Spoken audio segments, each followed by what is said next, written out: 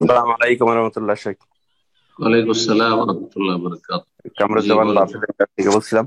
এই বলেন। আমার প্রশ্ন হচ্ছে যে একটা হাদিস শুনছিলাম যে জোহরের ফরজ সালাতের পূর্বে 4 রাকাত সুন্নত এবং পরে 4 রাকাত সুন্নত যারা পড়বে তাদের জন্য জান্নাত ওয়াজিব হয়ে যাবে। তো এই জি 4 রাকাত বিষয়টা জানতে চাচ্ছিলাম, এবং আমরা জানি যে জোহরের পূর্বে 4 রাকাত আছে সুন্নতে রাতে বার ভিতরে। তো হুম, এই 4 রাকাত 4 রাকাত 8 রাকাত সালাতের বিষয়ে একটু জানতে চাচ্ছিলাম শেখ, এবং হাদিসটা সম্পর্কে। জি জি এ সম্পর্কে এর আগে বিভিন্ন সময় উত্তর দিয়েছি। জোহরের সুন্নতের 3টি স্তর রয়েছে। আজকে ভালো করে শুনে নেন এবং আশা করি কথাটি ইনশাআল্লাহ তাআলা সবার উপকারে আসবে। তা হচ্ছে জোহরের আগের পরের সুন্নতের ক্ষেত্রে 3টি স্তর রয়েছে।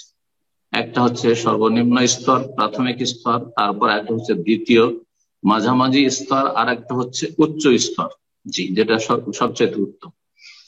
প্রাথমিক স্তর হচ্ছে যে দিনে রাতে 10 রাকাত সালাত আদায় করবেন, 10 রাকাত সুন্নত সালাত আদায় করবেন, 17 রাকাত ফরজ আর 10 রাকাত সুন্নত।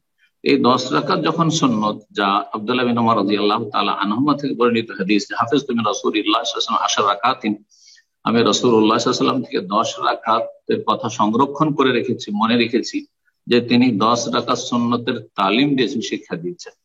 এই 10 রাকাতের 4 রাকাত হচ্ছে জোহর, জোহরের আগে 2 রাকাত, জোহরের পরে 2 রাকাত। তাহলে প্রাথমিক স্তর হচ্ছে সর্বনিম্ন আপনি জোহরের আগে 2 পড়বেন, জোহরের পরে 2 পড়বেন। দ্বিতীয় স্তর, এর চাইতে উচ্চ স্তর হচ্ছে যেটা মধ্যম স্তর, সেটা হচ্ছে যে জোহরের আগে 4 আর জোহরের পরে হচ্ছে 2। জি, 6 রাকাত।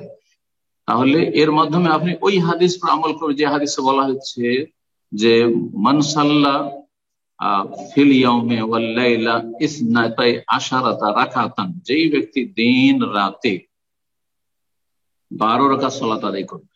অন্য রিওয়ায়াত রয়েছে মান হাফাজা, আরেকটি রিওয়ায়াত রয়েছে মান সাবারা, যেই ব্যক্তি নিয়মিত আদায় করবে, যেই ব্যক্তি নিয়মিত আদায় করবে, যেই ব্যক্তি এই 12 রাকাতের সুরক্ষা করবে।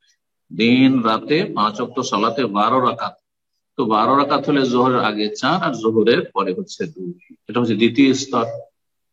তৃতীয় স্তর, সবচেয়ে উচ্চ স্তর, সবচেয়ে উত্তম হচ্ছে যে হাদিসটির কথা বলে সে হাদিস আমল করা, হাদিস হচ্ছে সহিহ। তা হচ্ছে জোহরের আগে কেউ যদি 4 পড়ে, জোহরের পরে কেউ যদি 4 পড়ে, তাহলে হারামাহুল্লাহ আলান নার, জাহান্নামের উপর তাকে আল্লাহ হারাম করবেন। অন্য রিওয়ায়াতে রয়েছে আল্লাহ জান্নাত তার জন্য অবধারিত করবেন। জি, জাযাকুমুল্লাহ।